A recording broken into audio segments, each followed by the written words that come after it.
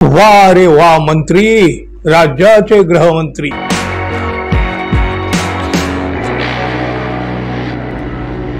मित्र हो, नमस्कार। पुण्याच्या स्वारगेट बस स्थानकावर बसमध्ये झालेल्या बलात्काराच्या घटनेला वेगवेगळे वळण मिळत आहेत। रोज वेगळं काहीतरी समोर येत आहे।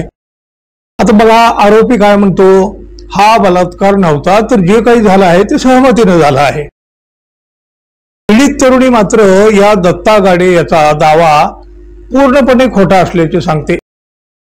शिवशाही बसमध्ये झालेल्या अत्याचाराच्या घटनांवर अनेक तर्कवितर्क काढले जात आहेत।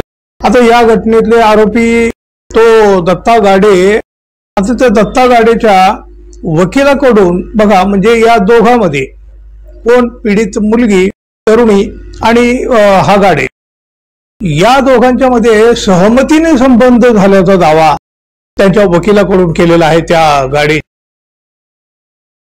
त्याचबरोबर बघा, अनेकांकडून तिनं बस स्टँडवर आरडाओरड का केली नाही एवढी मोठी घटना घडत असताना, असे काही प्रश्न उपस्थित केले आहेत। अर्थात ती पुरेशी माहिती न घेता बसमध्ये असताना विरोध का नाही केला, मग तिचा आरडाओरडा का नव्हता, वगैरे वगैरे। संशयित दत्ता गाडे यानं काय सांगितलं बघा, आपण कसलीही बळजबरी केलेली नाही, तिनेच मला बोलवलं, माझ्याकडून तिने 7,500 रुपये घेतले आणि आम्ही बसमध्ये गेलो।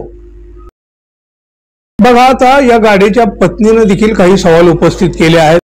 बलात्कार झाला तर मग तरुणीचे कपडे फाटले का नाहीत, तिच्या अंगावर काही ओरबाडलेलं दिसत का नाही, बसमध्ये चढताना आधी तरुणी पुढे गेली, मग माझा नवरा गेला, त्यानंतर 2 मिनिटात ते बाहेर आले, याला बलात्कार म्हणतात का, असं त्याच्या पत्नीने विचारलं आहे। त्याच्या दृष्टीनं बघा, आपण थोडासा विचार केला तर हे प्रश्न त्याच्या जागी योग्यही आहेत, पण पोलिसांच्याकडून आता जे काही सांगितलं गेलं आहे त्यातून सगळ्याच प्रश्नाची उत्तरं मिळालेली आहेत। आता बघा, दत्ता गाडे याने आपल्या वकिलाच्या मार्फत काय सांगितलं होतं, पीडित तरुणीला महिनाभरापासून ओळखत होतो, त्यामुळे दोघांच्या फोन कॉलची चौकशी व्हावी। आता पोलिसांनी ही चौकशीही केली आहे, पण हे दोघे कधीही एकमेकाच्या संपर्कात नव्हते, हे देखील समोर आल्याचं आता सांगितलं जात आहे। आरोपी म्हणतो, मी तिला 7,500 रुपये दिले। पोलिसांनी त्याचीही चौकशी केली। अहो बघा, या गाडीच्या बँक खात्यात केवळ 249 रुपये शिल्लक आहेत। म्हणजे आता बघा, अहो ज्याच्या खात्यावर 250 रुपये आहेत तो पीडितेला 7,500 रुपये दिले म्हणतो, पण हा दावा सुद्धा फोल ठरला। सगळ्यात महत्वाचा मुद्दा होता तो गृहराज्यमंत्री योगेश कदम यांच्या बडबडीचा। सामान्य माणूस काय चर्चा करेल हा भाग वेगळा असतो, पण दस्तूर खुद्द राज्याचे गृहराज्यमंत्री योगेश कदम यांनीही असेच तारे तोडलेले आहेत। अहो, आरोपी सापडायच्या आधी पोलीस तपासाचा आणखी सुरुवात व्हायची वेगानं, किंवा पोलीस तपास सुरू व्हायच्याही आधी या मंत्र्यांना घाई झाली आणि त्यांनी या बलात्कारावरच शंका घेतली। त्या बसच्या आजूबाजूला 10-15 लोक होते, पण पीडित मुलीने प्रतिकार केला नाही, आरडाओरडा केला नाही, असं म्हणत त्यांनी पीडित तरुणीवर शंका उपस्थित केली होती। अहो, 1 इंचभर सुद्धा तपास अजून पुढे गेलेला नव्हता, पण हे महाशय थेट निकाल देऊन गेले। अर्थात त्यामुळे त्यांची जी नाचक्की व्हायची ती झाली, पण अखेर सत्य समोर आलं। मंत्री महोदय, तुमची बडबड होती ती नुसती बडबड नव्हती, बाष्कळ बडबड म्हणतात त्याला। पीडित तरुणीची बाजू आता समोर सुद्धा आलेली आहे, त्यातून हेच दिसलंय, आरोपीनं तिला फसवून बसमध्ये नेलं। बसमध्ये जाता त्यानं बसचा मुख्य दरवाजा आणि चालक आणि प्रवाशामध्ये एक जो दुसरा दरवाजा असतो तो देखील बंद केला। त्याच्यानंतर गाडीत कुणीही नाही हे पीडितेच्या लक्षात आलं आणि ती बाहेर पडण्याचा प्रयत्न करू लागली, मात्र या गाडीने पीडितेला बसच्या सीटवर ढकलून दिलं। पीडितेने मदतीसाठी आरडाओरडाही केला, मात्र या आरोपीनं तिचा गळा आवळला, त्यामुळे ती घाबरली।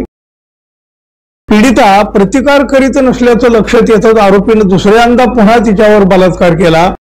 बघा काय म्हणाली ती, काय करायचं ते कर रे बाबा, पण मला जिवंत ठेव, असं म्हणत ती घाबरून निपचित पडून राहिली होती आणि आरोपी तिच्यावर अत्याचार करीत राहिला होता, अशी माहिती आता पोलीस सूत्रांकडूनच बाहेर येत आहे, समोर येत आहे।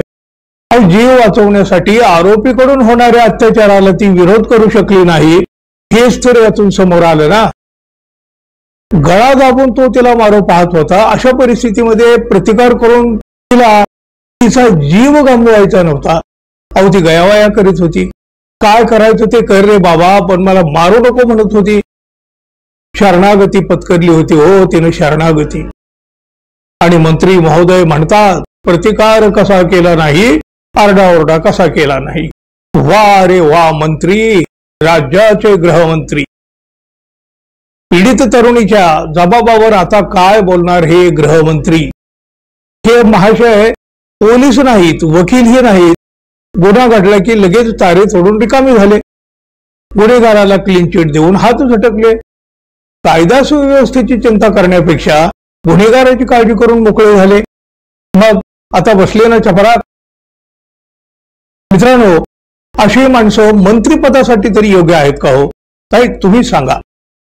आणि आपण अजून आपल्या चॅनलला सबस्क्राईब केलं नसेल तर कृपया सबस्क्राईब करावं ही अपेक्षा आहे। धन्यवाद, पुन्हा भेटू, तोपर्यंत नमस्कार।